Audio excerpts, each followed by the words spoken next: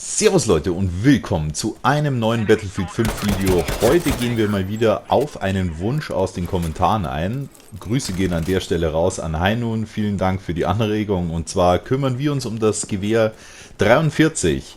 Das Ding ist auf jeden Fall krank stark, hat meiner Meinung nach aber auch ein paar Nachteile. Wir checken gemeinsam Spezialisierungen, wie sieht es mit dem Rückstoß und der Rückstoßkontrolle aus.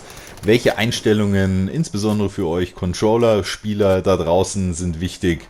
Und ja, wie verhält sich das Teil auch auf unterschiedliche Distanzen? Von daher bleibt gerne mit dabei und lasst uns an der Stelle gleich mal loslegen.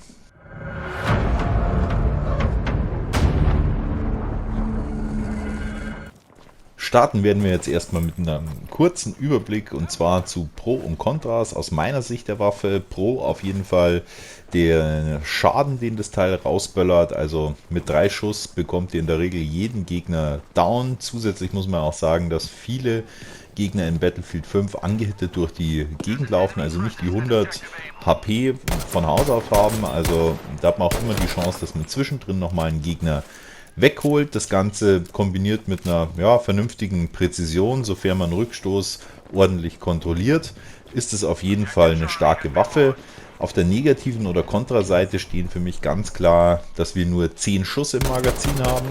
Das heißt, bei wirklich bester Präzision, wo alles reingeht, könnt ihr 2, 3 Gegner maximal wegholen. Das war's, dann müsst ihr nachladen, beziehungsweise ihr werdet sehr, sehr oft mit der Waffe auf die Pistole wechseln müssen, vor allem wenn ihr offensiv mit dem Teil reingeht, und es hat auch eine vergleichsweise sehr langsame Feuerrate mit 300.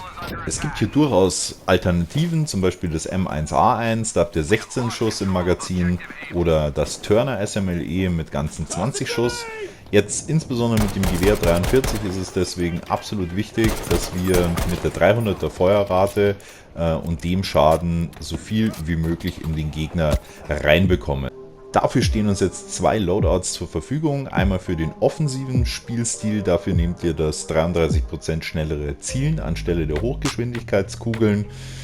Im Anschluss die 2 Präzisions-Perks, Items, keine Ahnung. Einmal den individuellen Schaft anstelle der verbesserten Griffe und der abnehmbaren Magazine und packen dafür den leichteren Schaft für eine 60% schnellere Bewegung mit ein.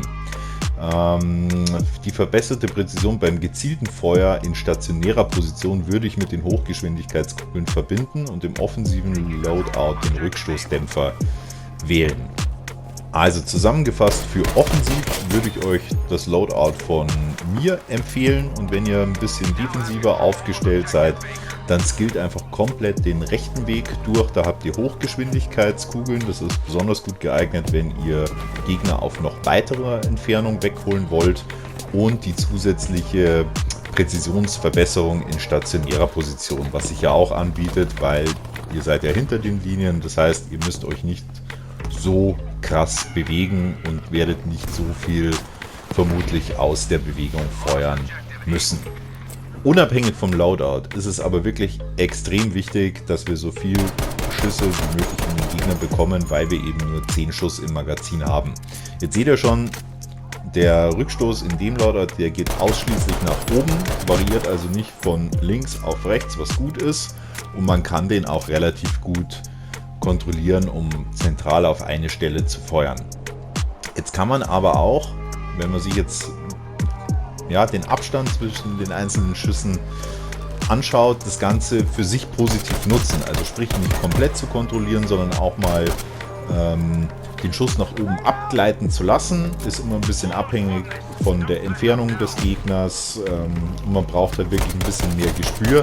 Grundsätzlich sage ich zwar immer, haltet die Waffe in Kontrolle. Das ist immer der bessere Weg, als wenn ihr euch da auf einen random Rückstoß verlasst. Trotzdem kann das durchaus auch funktionieren, aber da muss man, wie gesagt, wirklich eine längere Zeit mit der Waffe gespielt haben und da auch ein ordentliches Gefühl dafür zu bekommen.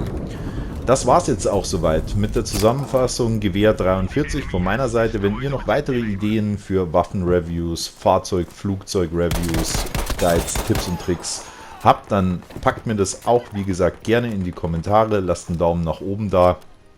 und abonniert den Kanal, um keine weiteren Videos zu verpassen. Wir sehen uns zum nächsten Review bzw. zur nächsten Tides of War. Bis dahin wünsche ich euch ganz viel Spaß. Haut rein, euer A-Team.